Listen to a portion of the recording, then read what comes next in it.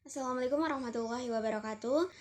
Perkenalkan, nama saya Vanda Natasha, NIM 10324155 dari Hukum Tata Negara D, mata kuliah Harmonisasi Sains dan Agama dengan dosen pengampu Ibu Nurul Hikmah Sofyan, MAG.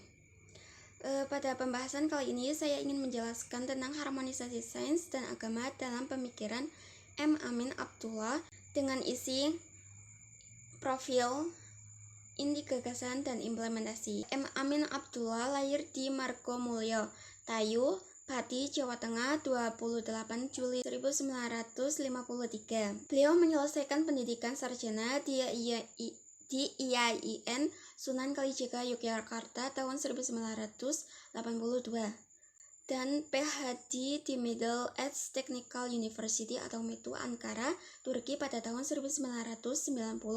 Beliau juga mengikuti program postdoktoral di McGill University, Kanada pada tahun 1997 sampai dengan 1998.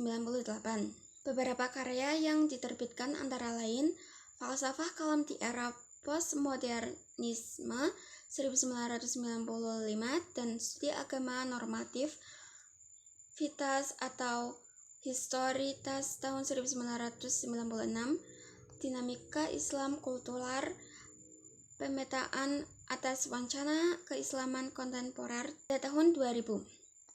Dan masih banyak lagi karya-karya beliau yang sudah terbit dan belum.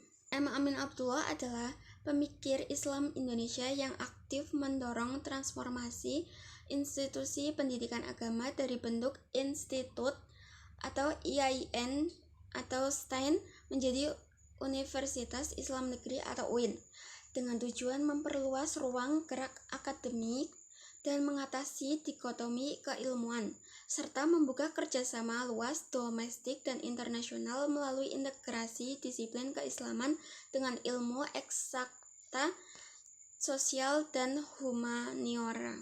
Inti gagasan pemikiran tentang harmonisasi sains dan agama M. Amin Abdullah yang pertama yaitu kritik terhadap dikotomi dan fragmentasi keilmuan. Gagasan utama M. Amin Abdullah dimulai dari kritik terhadap pola dikotomis atomistik dalam Islamic Studies, di mana alumni perguruan tinggi agama hanya memahami normativitas agama tanpa historitasnya, serta model isolated institutes yang memisahkan rumpun ilmu, natural, siensi, social science, humanities, dan religious studies.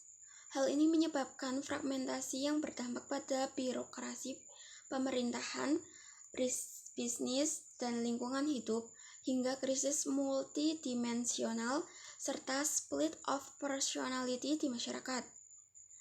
Yang kedua yaitu model interconnection entities sebagai solusi integrasi. Beliau mengadvokasi model connection entities di mana masing-masing rumpun ilmu sadar akan keterbatasannya dan saling berhubungan secara metodologis, approach, process, and procedure, untuk mengatasi keterpisahan dan menciptakan keilmuan berkarakter utuh melalui istijad baru dalam pendidikan. Yang selanjutnya itu yang ketiga, dominasi epistemologi bayani dan kelemahannya.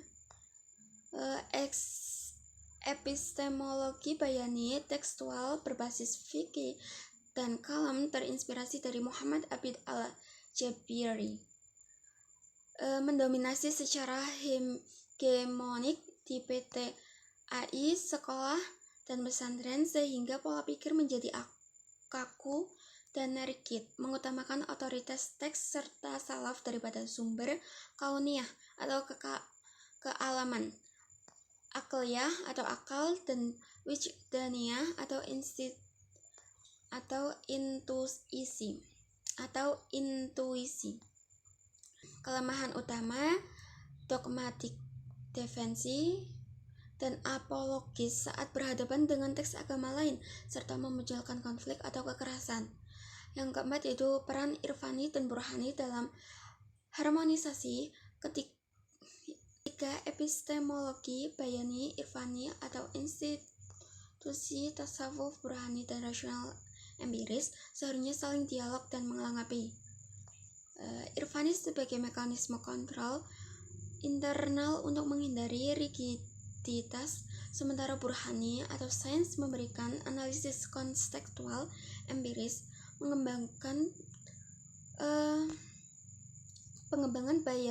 pengembangan bayani hanya mungkin melalui manfaat dari irfani dan burhani agar ilmu keislaman atraktif terhadap isu kontemporer tanpa tembok pembatas antara keilmuan agama dan umum.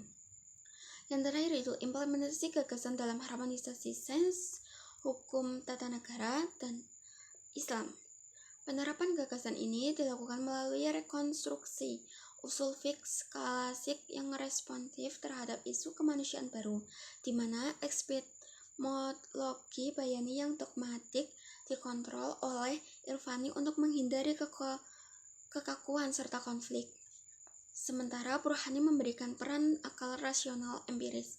Dengan demikian, hukum tata negara rasional positif dapat berdialog harmonis dengan syariah, tekstual atau spiritual, mendorong istihad integratif yang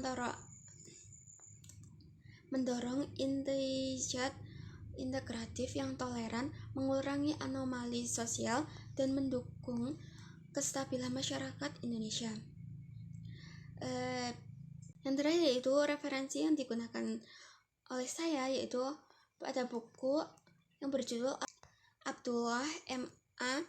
2006 Islamic Studies di Perguruan Tinggi Pendekatan Integratif Interkonektif Pustaka Belajar. Sekian dari saya, kurang lebihnya mohon maaf. Wassalamualaikum warahmatullahi wabarakatuh.